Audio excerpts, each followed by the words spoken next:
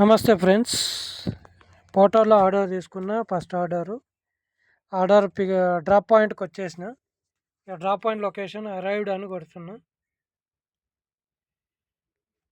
చూడండి, waiting time 9 నిమిషాలు 25 సెకండ్లు. స్టార్టింగ్ ఈడకొచ్చి 4 మినిట్స్.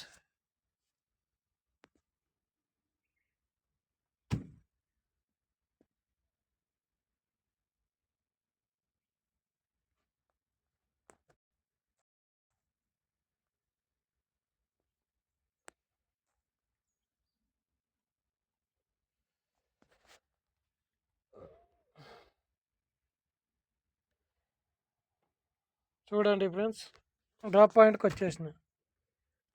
వెయిటింగ్ టైము 90 నిమిషాలు ఫ్రీ ఇచ్చిండు కదా, ఇక్కడ మీన్ ఇచ్చిండు. ఆ 90 నిమిషాలు మనకేం ఫ్రీ రాదు. మనకేం 24 గంటలు తప్పించి ఎక్స్ట్రా ఏం అవర్స్ లేవు.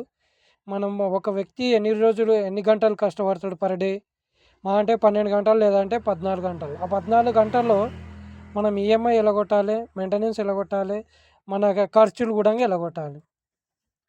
ఇంకొక అవన్నీ ఎలగొట్టంగా మనం ఇంతో అంత అమౌంట్ పర్ మంత్ సేవ్ చేసుకోవాలి. అప్పుడే మనకి ఏదైనా అప్పులు ఉన్నా కానీ, లేదంటే ఫ్యూచర్లో మన పిల్లల భవిష్యత్తు కోసం కానీ దాచిపెట్టుకోగలుగుతాం.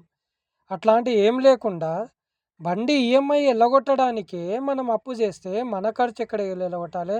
మన భవిష్యత్తు పిల్లలకు ఏం చేసి పెడతాం? ఇవన్నీ దృష్టిలో పెట్టుకొని పోర్టర్ మాకు ఆ బిల్లు ఇచ్చేటట్లు చూడాలి. దాంతోపాటు ఇప్పుడు జిఎస్టీ కూడా యాడ్ అవుతుంది, అర్థం చేసుకోండి. దీంట్లో ₹4 జిఎస్టీ, ₹4లో టోటల్ బిల్లు మీద జిఎస్టీ క్యాలిక్యులేట్ చేసి ఇస్తాడు. ₹4 కస్టమర్ కమిషన్ తీస్తాడు, పోర్టర్ కమిషన్ తీస్తాడు, దాంతోపాటు జిఎస్టీ తీస్తాడు. ఆ మిగిలిన అమౌంటే మనం సంపాదించింది. ఆ మిగిలిన ఏదైతే అమౌంట్ ఉందో అది మాత్రం మనమే ఈరోజు ఒక ట్రిప్ మీద సంపాదించిన ఆదాయం.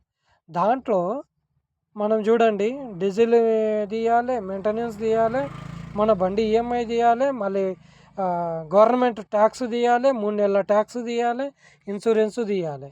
ఇన్ని తీసిన తర్వాత మనం ఏదన్నా సేవ్ చేసుకున్నామంటేనే అదే మన ఆదాయం. ఏ విధంగా మిగులుతుందో మీరే ఆలోచన చేయండి. ప్రభుత్వం ఆలోచన చేయండి, పోర్టర్ ఆలోచన చేయండి. అప్పుడే మాకు విలువ ఉంటుంది. మేము కష్టపడి డబ్బు సంపాదిద్దామని రోడ్డు మీదకి వస్తే అప్పులపాలు చేస్తుంది ప్రభుత్వం కానీ, ఈ పోర్టర్ కానీ, ఇతర ఏ సంస్థలైనా మమ్మల్ని అప్పులపాలు చేస్తుంది. కానీ ఇన్ని డబ్బులు సంపాదించుకునే ఇది లేదు, ఆస్కారం లేకుండా పోయింది. ఆలోచన చేయండి. 90 నిమిషాలు ఫ్రీ ఎందుకండి? మాకు ఊరికేనే వస్తుందా? మాకు టైం విలువ రోజు ఇప్పుడు వయసు గడిచిపోతుంది. మా వయసు తిరిగి తెస్తుందా పోర్టర్ కానీ, ప్రభుత్వం కానీ, కస్టమర్ కానీ? ఎవరు తెచ్చిస్తాడు మా వయసు మాకు? పికప్ పాయింట్కి వెళ్ళిన తర్వాత కూడా అది ఫ్రీనే. జర్నీ టైం కూడా కస్టమర్కు ఫ్రీనే. జర్నీ టైం ఎంత పడుతుంది? 24 కిలోమీటర్లకు ఎన్ని నిమిషాలు కేటాయించాలి కస్టమర్కి? గంట అయినా 2 గంటలైనా మాకు వెయిటింగ్ ఛార్జ్ పడదు. అందులో కస్టమర్ కానీ పోర్టర్ కానీ కట్టియదు. ఏ విధంగా క్యాలిక్యులేట్ చేస్తారండి పోర్టర్ వాళ్ళు? తీరా మేము దాన్ని క్యాలిక్యులేట్ చేయాలి ఎగ్జాక్ట్లీ. ఇప్పుడు కస్టమర్ దగ్గరికి పికప్ పాయింట్కి వెళ్తున్నామంటే అది కూడా క్యాలిక్యులేట్ చేయాలి బిల్లులో. తీరా డ్రాప్ పాయింట్కి వెళ్తున్నామంటే దానికి కిలోమీటర్ క్యాలిక్యులేట్ చేసి, కిలోమీటర్ ఎంత దూరం వస్తుందో దాన్ని క్యాలిక్యులేట్ చేయాలి. ఎన్ని నిమిషాల్లో కంప్లీట్ అవుతుంది ట్రిప్, ఆడి వరకు ఎన్ని నిమిషాలు టైం పడుతుంది.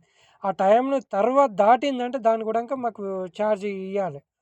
తీరా మేము పికప్ పాయింట్ ఇంకా వేరే ప్లేస్ ఉంది అంటే, ఇంకా దూరం ఉంది, లేదా వేరే రూట్ నుంచి వెళ్ళాల్సి వస్తుంది. ఆ రూటు, ఆ జర్నీ, ఆ కిలోమీటర్ కూడా మాకు యాడ్ చేసి ఇవ్వాలి 100%. ఇప్పుడు లెక్క చూస్తే దీంట్లో చూడండి, 1082 ఉంది. ఇది ఏ లెక్కన కిలోమీటర్ ఇస్తున్నాడు సిటీలో? సిటీలో మేము ట్రాఫిక్ వల్ల ఏ లెక్కన మాకు కట్టిస్తాడు? 1100. అందులో జిఎస్టీ ప్లస్ పోర్టర్ కమిషన్ తీసుకున్న తర్వాత మాకు ఎంత, ఏ లెక్కన కిలోమీటర్ పడుతుంది మీరే చూడండి. 24 కిలోమీటర్లు 24 కిలోమీటర్లు చేస్తే పోర్టర్ కమిషను జిఎస్టీ తీసేసిన తర్వాత 24 కిలోమీటర్లు ఏ లెక్కన కిలోమీటర్ పడుతుంది? పోటర్ మాకు కూడా మా హక్కు ఉంది గదా! మేము పోటర్‌లో కష్టపడుతున్నాం లేదా ప్రభుత్వానికి కష్టపడుతున్నాము అంటే, మా హక్కు గూడా నిరూపించాలి గదా! మా హక్కులు మాకు చెప్పండి. నిరూపించండి. తప్పుగా మాట్లాడుంటే క్షమించండి. ఈ దేశ సంపాదన కోసం పోరాడుతున్నాం మేము. మా సంపాదన పెరుగుతేనే దేశానికి ఆదాయం పెరిగినట్లా. మా సంపాదన పెరగకుండా దేశానికి అభివృద్ధి ఎట్లయితది? మేమొక్కరమే గాదు గదా! దేశంలో ప్రతి ఒక్క ఫీల్డు, ప్రతి ఒక్క వ్యక్తి ఇంపార్టెంటే. ఒక్కరు అని చీప్‌గా తీసి పడేస్తే, ఈరోజు నా ఒక్కనికి వాల్యూ లేదు. రేపు మీకేడ ఇస్తాడు వాల్యూ? మీరు గూడా పరిస్థితి రేపు ఇంకో రకంగా మీ మీద బర్డెన్ పడతది. అప్పుడు మీరెట్లా ఇదైతరు? ఆలోచన చేయండి. ప్రతీదీ చిన్నది అని వదిలేయొద్దు.